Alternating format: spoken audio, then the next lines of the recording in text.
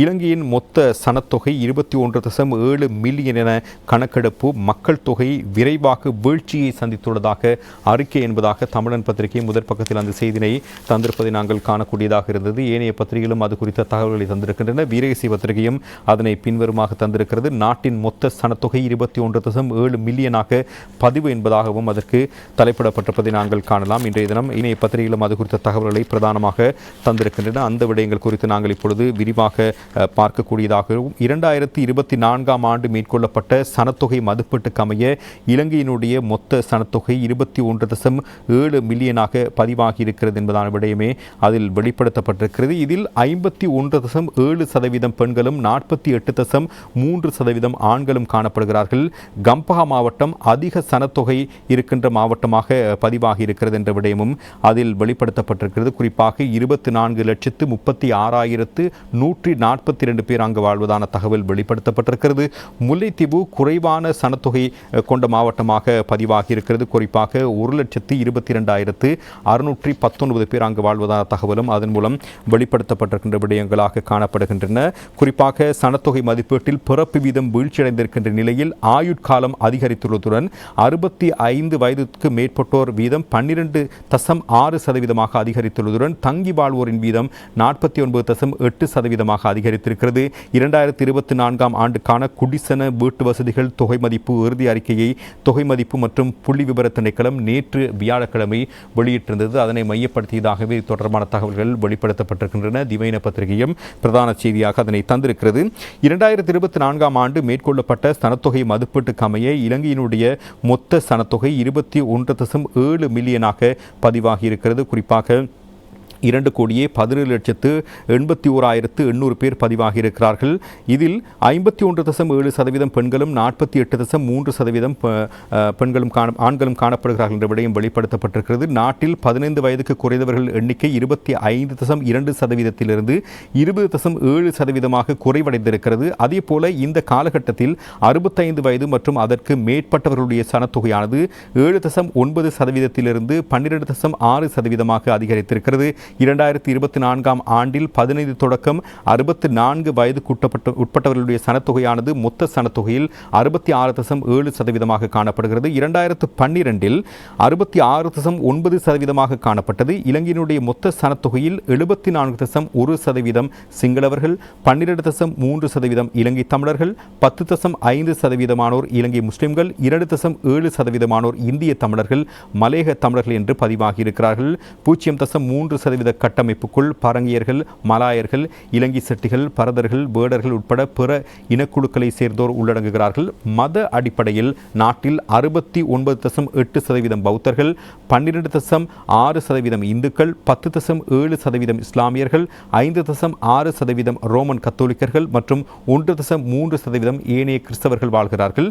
2012 தொடக்கம் 2024 ஆண்டு வரையான காலகட்டத்தில் இலங்கையினுடைய சனத்தொகையானது ஆண்டுதோறும் 0.5% அதிகரித்திருக்கிறது. இக்கால பகுதியில் சனத்தொகை அடர்த்தி ஒரு சதுர கிலோமீட்டருக்கு 325 தொடக்கம் 349 நபர்கள் வரை அதிகரித்திருக்கிறது. 2024 ஆண்டு சனத்தொகை மதிப்பீட்டில் பிறப்பு வீதம் வீழ்ச்சியடைந்திருக்கின்ற நிலையில் ஆயுட்காலம் அதிகரித்துள்ளதுடன் வயது முதிர்ந்தோர் எண்ணிக்கை உயர்வடைந்திருக்கிறது. நகரம் மற்றும் மாவட்டங்களுக்கு இடையிலான இடப்பெயர்வும் புதிய போக்கினை காட்டுகிறது என்ற விடயமும் அதில் சுட்டிக்காட்டப்பட்டிருப்பதையும் நாங்கள் காணக்கூடியதாக இருக்கிறது. நாட்டில் வசிக்கும் வீட்டுக்கூறுகளுடைய மொத்த எண்ணிக்கையும் 60,30,541 காணப்படுகிறது. அதிகளவான வீட்டுக்கூறுகள் மேல் மாகாணத்தில் காணப்படுகின்றன. குறைவான வீட்டுக்கூறுகளை வடக்கு மாகாணம் கொண்டிருக்கிறது. நாட்டில் இருக்கின்ற வீட்டுக்கூறு வகைகளில் 95.66% தனி வீடுகளாகவும் 4.32% வீடுகள் இணைந்து வீடுகளாகவும் 0.02% ஏனைய வீட்டுக்கூறுகளாகவும் பதிவாகி இருக்கின்றன. வீட்டுக்கூறுகளில் 97.9% சுவர்களால் நிலையான தன்மையிலான பொருட்களால் நிர்மாணிக்கப்பட்டிருக்கின்றன. 2.1% வீடுகள் தற்காலிக பொருட்களை கொண்டு அமைக்கப்பட்டிருக்கின்றன.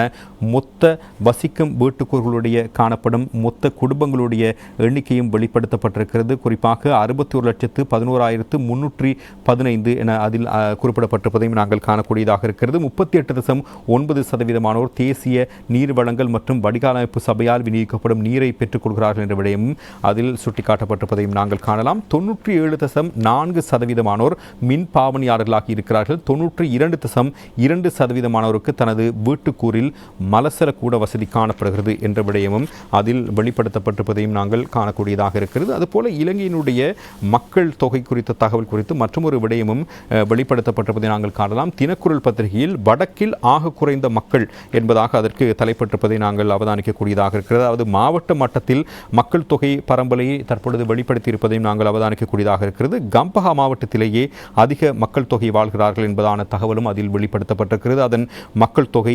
24,33,685 என்பதாகவும் அடுத்தபடியாக அதிக மக்கள் தொகை கொண்ட கொழும்பு மாவட்டமாக அடையாளப்படுத்தப்பட்டிருக்கிறது. அங்கு மக்கள் தொகை 23,74,461 பேர் வாழ்வதாக தகவலும் வெளிப்படுத்தப்பட்டிருப்பதை நாங்கள் காணலாம். அதாவது 2 லட்சத்துக்கும் அதிகமான மக்கள் தொகை இந்த 2 மாவட்டங்களில் மட்டுமே வசிக்கிறார்கள் என்ற தகவல் அதில் வெளிப்படுத்தப்பட்டிருக்கிறது. கம்பஹா மற்றும் கொழும்பு மாவட்டங்களை தவிர கடந்த கால கணக்கெடுப்புகளைப் போலவே இந்த முறையும் அதிக மக்கள் தொகை கொண்ட மாவட்டங்கள் பின்வருமாறு பதிவாகி இருக்கின்றன.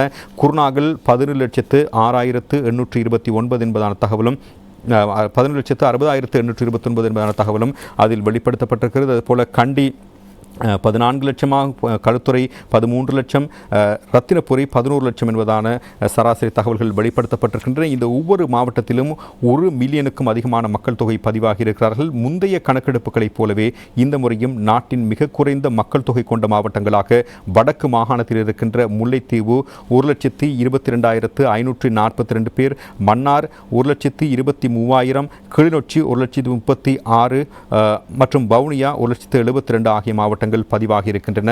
வளர்ச்சி வீதமும் குறிப்பிடப்பட்டிருக்கிறது. அதிகபட்ச சராசரி வருடாந்த வளர்ச்சி வீதமான 2.23 முல்லைத்தீவு மாவட்டத்தில் பதிவாகி இருக்கிறது. மிக குறைந்த சராசரி வருடாந்த வளர்ச்சி வீதமானது வவுனியா மாவட்டத்தில் 0.01 வீதமாக பதிவாகி இருக்கிறது என்ற விடயமும் அதன் மூலம் வெளிப்படுத்தப்பட்டிருக்கின்ற ஆழமான தகவல்களாக காணப்படுகின்றன.